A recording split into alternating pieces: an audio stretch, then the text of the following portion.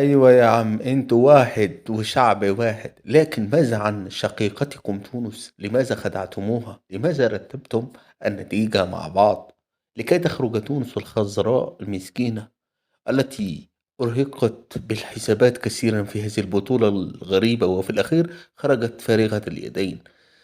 رئيس الفيفا يثور غضبا بعد تعادل سوريا وفلسطين وإقصاء تونس في كأس العرب، وهذا ما سيفعله.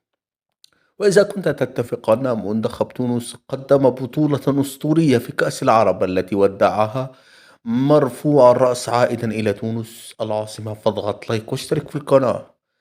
رئيس الفيفا جياني إنفانتينو يثور غضبا على منتخبي سوريا وفلسطين، ويهددهما بقرار حازم بعد أن قام بترتيب نتيجة مباراتهما على التعادل لكي يصعدا مع بعض إلى الدور الربع النهائي، رغم كل المجهودات الجبارة التي قام بها المنتخب التونسي لكي يتأهل، حيث فاز على البلد المنظم للبطولة قطر 3-0، وانتظر فوز سوريا أو فلسطين لكن بدون جدوى، حيث توقفت المباراة بين فلسطين وسوريا تماما، ورفض المنتخبين اللعب بشكل واضح خاصة في الشوط الثاني، ولم يصنع فرصة واحدة باستثناء تلك التي قام بها جناح سوريا والتي مرت كرته فوق القائم.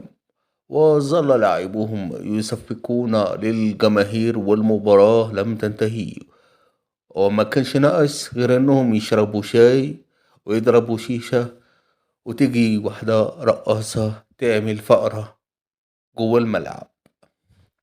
رئيس الفيفا وبخ الاتحادين الفلسطيني والسوري واتهمهما بالتواطؤ لإقصاء تونس الخضراء، وأكد أنه سوف يعلن عن فتح تحقيق في هذا الموضوع، وإذا ثبت المؤامرة على منتخب تونس فقد يحرمهما من المشاركة في النسخة القادمة من كأس العرب، واستبعد أن تعاد المباراة لضيق الوقت.